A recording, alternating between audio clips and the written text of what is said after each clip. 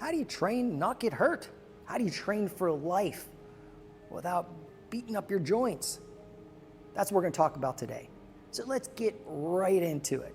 A couple promises. One, I'm going to share some research with you quickly so I don't bore you, but I think you'll find it very interesting and extremely useful. Then we're going to talk about joint-friendly equipment. What tools do you need to really transform your body? That research study is going to tell us a lot. Then we're going to go through a framework, and it's really what I would call the 5 rules to master every exercise. How do you use your exercise technique, your form, to do it safely and effectively, but to maximize the result? And then let's leave it at that, because that's a lot of information. So, research. Should you lift heavy or light weights?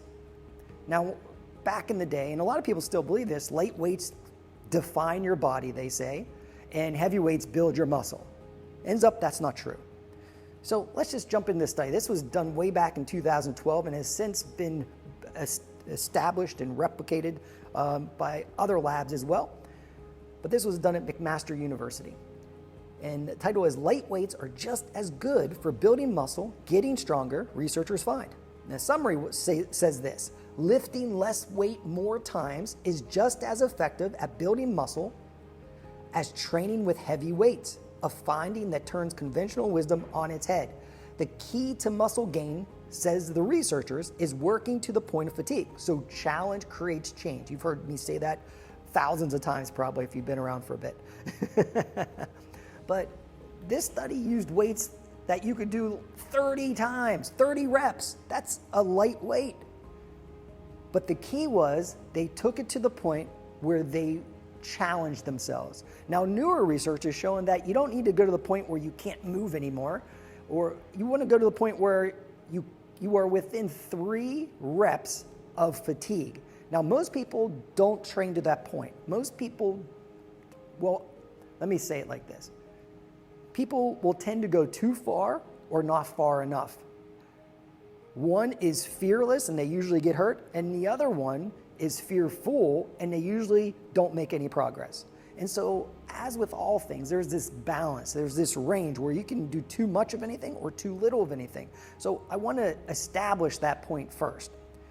So I owned gyms for a long time.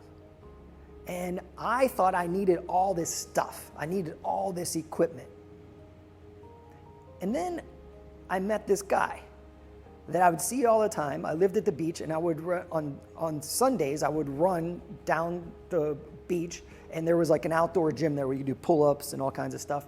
And there was always this one guy there. Then after like a couple years, we kind of knew each other because we were always there. And we got to talking after we were training one day. And this guy is shredded, and at the time he was 58, and I never seen anyone built like this. I was like, and that wasn't in a gym. And so I asked him what gym he goes to, and he says, I've never been to a gym in my life. And I was like, well, how did you get like this? I was like, what do you do? And he only does body weight exercises.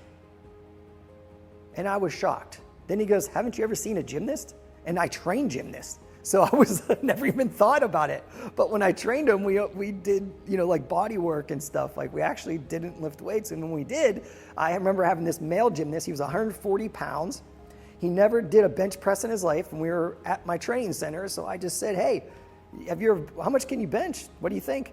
And he's like, I never tried it. I was like, you want to give it a go? And it was the off season. So he was like, sure. And so we went up to 315 pounds on the bar. This guy's 140 pounds. And he did it easily. And I didn't want him to get hurt or anything, so I didn't want to push the limits, but he did it with ease. And so I was shocked by that. And I started to learn from gymnasts. I started learning from rock climbers. So I started to do these things and train these things to learn what did they do differently, and to take that information and bring it to other areas, to other sports, other skills, other people that would never be exposed to it. And that's what I'm going to share with you today. So I met this guy that was jacked, and he only did body weight exercises his entire life. And he got into it because he was in prison. And in prison, he won't go into details, but he was there for 8 years. And to cope with that and to build his mind, And to be successful when he got out, he used his body and he used these exercises and he just kind of taught himself. But he did some of these things that the gymnasts did too, and that rock climbers also did. So before we get into that, let's talk about equipment. So when I make a program, I keep it as simple as possible. That doesn't mean you can't use other things, but I want people to have fewer tools so it's easier to learn, easier to apply, easier to live, easier to master. Because the bottom line is if you don't do things consistently, you won't get the result. So how can we get you to do it consistently? We simplify. Because when something becomes overwhelming, it's got to go. That's the way our minds work. So we need to take, there's like that old joke, which I still love. It's like, how do you eat an elephant? One bite at a time. And that is how our minds work. If you can take a big goal and break it down into little bites, one bite at a time, it doesn't seem overwhelming and you're more likely to act upon it consistently, which is how we do things. Like mountains are eroded by rain, by wind, a little at a time. And that's exactly what we got to do. If we want to create a masterpiece, whether it's our body, our relationships, our finances, our profession, whatever way you create value in the world, it comes down to having a handful of daily habits, rituals that cause you to become better, but that also create value in the world, that serve a purpose. And that's what creates a fulfilling life, in my opinion anyway. So when I make a program, I'll make it with bands and a TRX and obviously body weight, right? Now, when you do these things, now I used to think bands were wimpy. And then I met people that used bands, professional football players that would do, they're like, well, and I was making fun of them. And he says, do a train session with us. And I did it, and I soon regretted my words because they knew their bodies. They didn't need research to validate these things.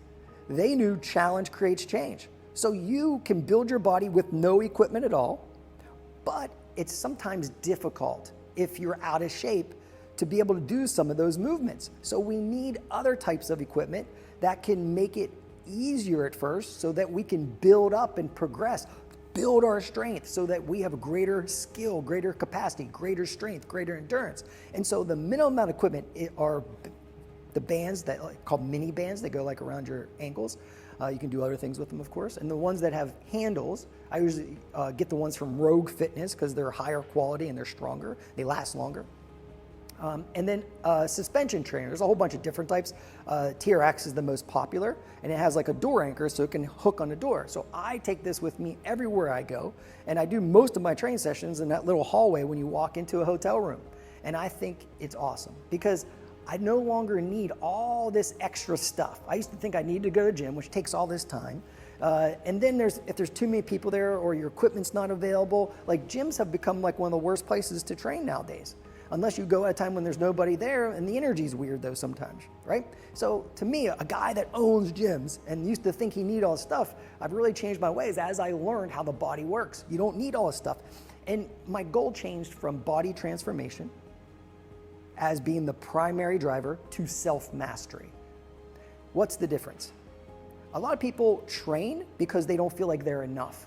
Like, I'll be enough, I'll feel good, I'll be happy and satisfied when I weigh this much, when my stomach looks like this, when my butt looks like that, all these things, right? And it's silly, it's just made up. Now, you should honor your body and you should build it in a way that makes you proud. But that's not who you are. You are not your body.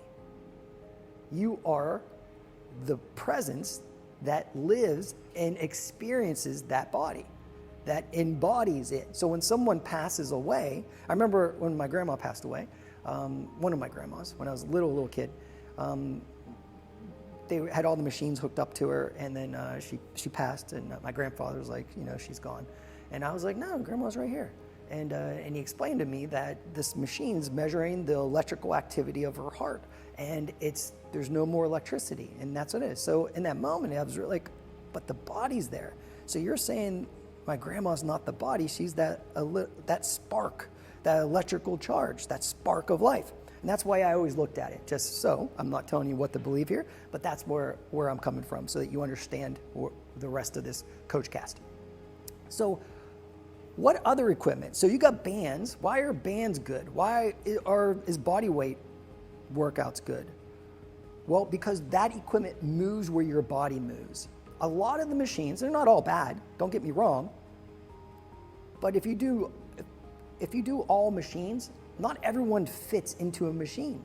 And so the machine has its path of motion, and your body has to contort to that bar or that machine's path. And so like if you're doing like a barbell bench press, like your hands naturally come together as you push them away from your body. And then as you bring them back, they come apart. And so when you have dumbbells, like hand weights, the weights that go in each hand, they go wherever you want to go. They move with your body. So dumbbells are a great option. And so there's another choice. So bands and cable machines that allow your arms to move independently. Those are also good things. Now the problem with dumbbells and the problem with cable machines is it's really hard to travel with. And some of my clients live in little apartments in New York City or in other places, right? They just don't have access to this stuff. So we need to learn how to train our bodies with minimum equipment, but also know that, hey, when available, we can also use these other tools. And occasionally you can work any other stuff if they're around, but you don't need them. That's the thing, because your muscles, get this is important, your muscles do not know the difference between an $80,000 resistance training device, super biohacking resistance training device, and a rock. It is resistance that's the key. You must challenge the body in order for it to change. But you want to stimulate it, not annihilate. And that's what we're going to get into next. So we've gone through the research that your muscles don't know different equipment, but we want resistance that moves with the body, so it's joint friendly, so we can train for a long time. Now let's talk about the rules of resistance training, of exercise technique. And this is really the rules I developed. So to simplify it, instead of trying to memorize hundreds of different exercises and try to use quote perfect form, I'm going to give you the principles that apply to every exercise. So the first principle I actually learned from my dad. I grew up in a trailer, and so when I was like 13 years old, I had to make a decision. I could have a bed or a weight bench, and I chose a weight bench. So I slept on a weight bench for like 3 years. And I loved it. And I would be in my bedroom and training in my little room with my bars and my weights and my dumbbells and all this stuff. And I didn't know what I was doing. I was just following programs out of Arnold Schwarzenegger books and muscle magazines and stuff. And I was learning though. And I remember my dad coming in and watching me, just saying like, hey, always stand the way you want to look when you train. And then he walked away. That was it. My dad was a fighter too. He was like a fighting champion. He was in Vietnam. He was this incredible giant too. He was like 6'4", 6'5" or something. And so I grew up watching him render full-grown men unconscious. And so, he would hunt in the middle of nowhere in the middle of the night, and I would go with him sometimes. So like my dad was like this larger than life figure. So when he said something, I listened. And so that's rule number one: stand and move the way you want to look, like a superhero. You don't want to be looking like Quasimodo, all frumpy. Stand tall. And like, well, I can't, I have bad posture. You get posture by moving with intention. And when you add resistance, like we're doing with resistance training, you improve your posture. You don't get good posture by just stretching. I'm sorry, it doesn't work that way. You got to get stronger. Strength, muscles move your bones. And so your posture is a reflection of your skeletal placement, right? So if you're hunched forward, certain muscles in your back are probably weak. They're stretched out too much. And the muscles in the front are tight and they're pulling you forward. So how do you get back? We train them. We get the muscles in the back stronger, pull those shoulders back. We train in a way with a full range of motion to where the shoulders open up. That's how you do it. In fact, resistance training, the way I'm telling you, has been shown to outperform flexibility, stretching. So stretching is less effective than resistance training, intelligent resistance training, by the way, not just any type of resistance training. So doing it the way we're going to talk about here. So resistance training done with good form and full range of motion improves mobility more than stretching. Now that's going to make some people mad, but hey, it's true. Look into it. Test it for yourself. So That's the first thing. Stand and move the way you want to look. You might want to write that down. Now, the second one sounds easy, but it's not. And this is so important. In life, everything's a skill. You can learn anything.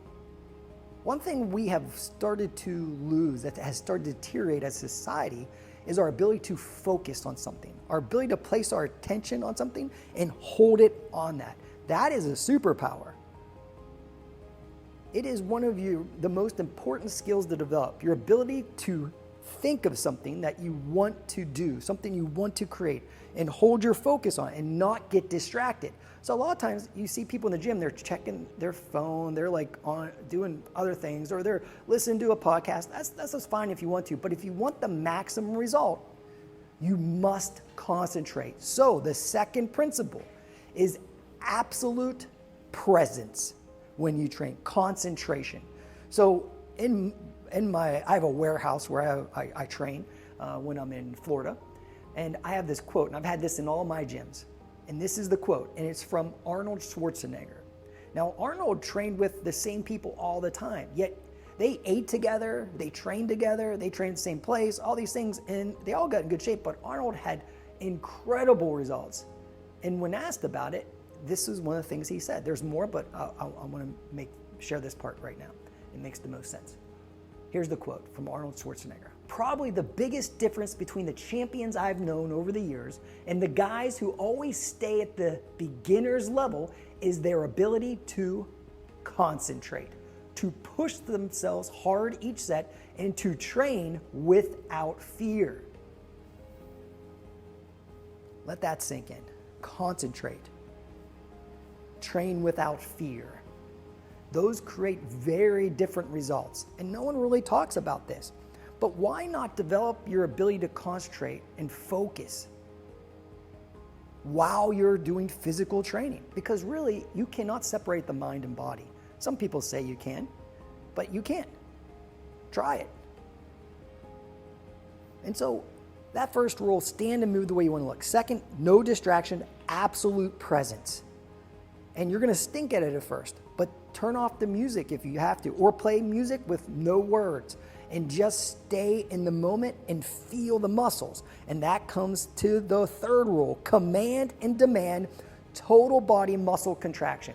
If you don't want to get injured, this is how you do it. If you want to get better results with every rep, this is how you do it. Most people won't do it because it's humbling and it's challenging. So how do you do it? Now, I learned this from more than one person. The first person I heard it from was Arnold Schwarzenegger. He literally told me this, and I didn't listen to him. And the second thing, I was younger, so I thought I knew everything, of course. Then I really don't know anything. The second person was Vince Taylor. Vince Taylor, if you ever look up the bodybuilder Vince Taylor, he is still jacked to this day.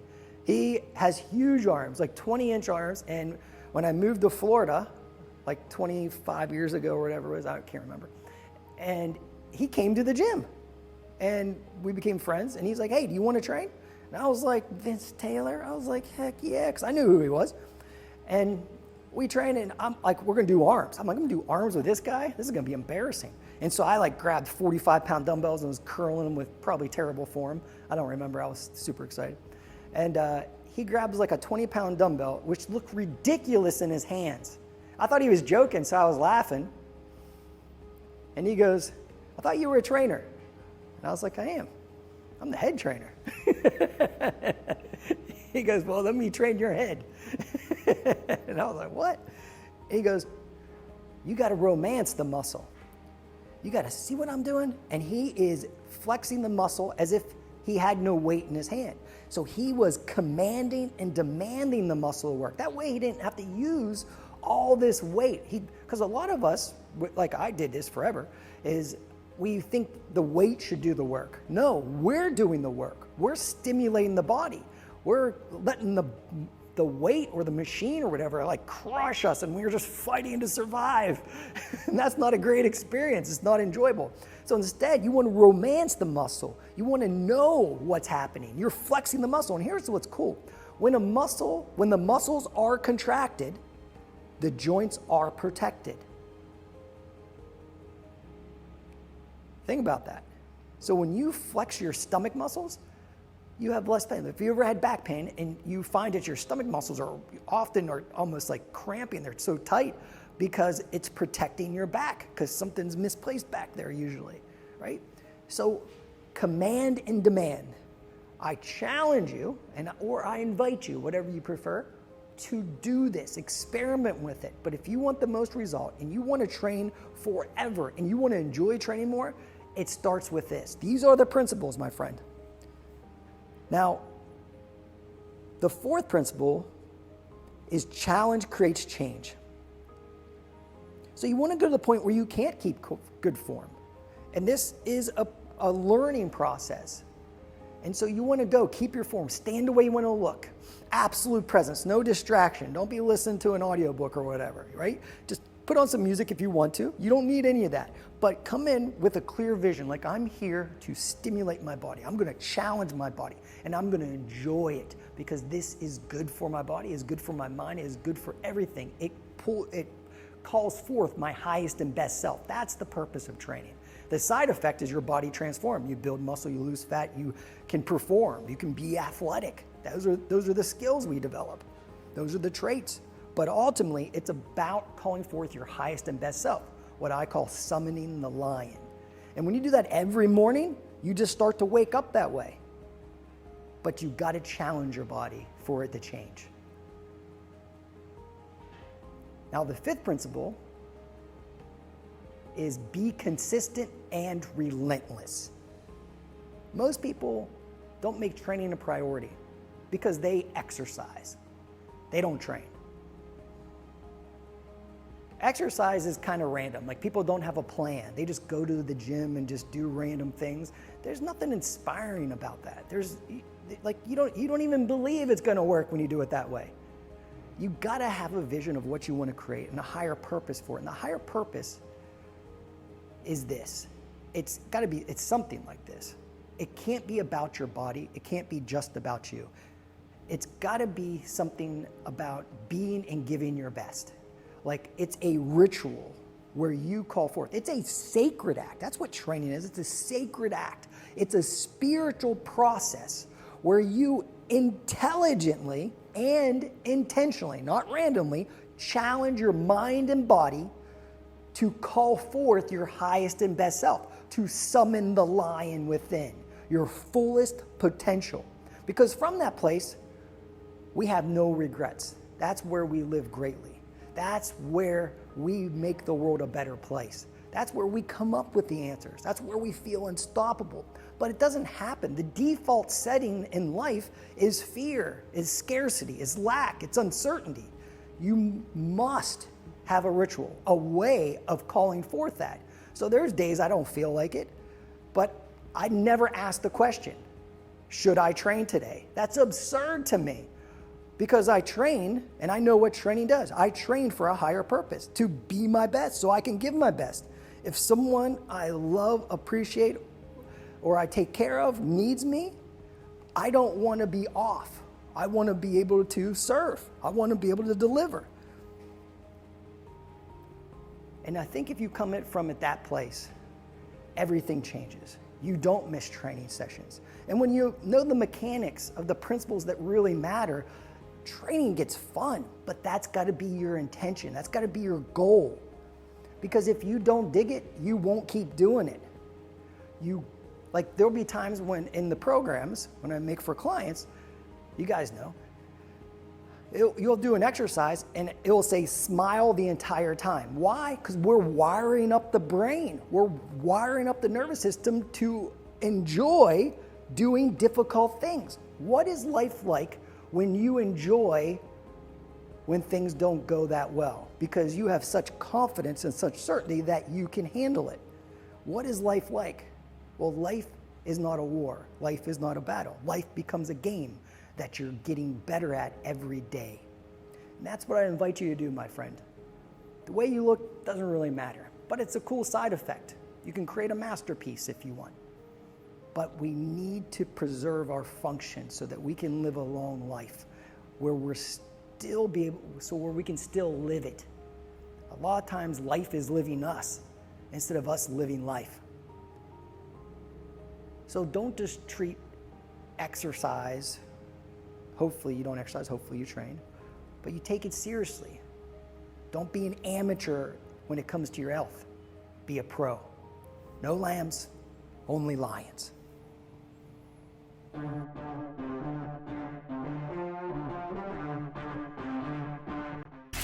tap into the real you, but you have to retrain yourself. The way you retrain yourself is you wake your ass up in the morning and you say, I am here for a reason and a purpose. And it's bigger than my moods. It's bigger than the difficulties of the day. I am here to live like a lion, not the fear of a lamb.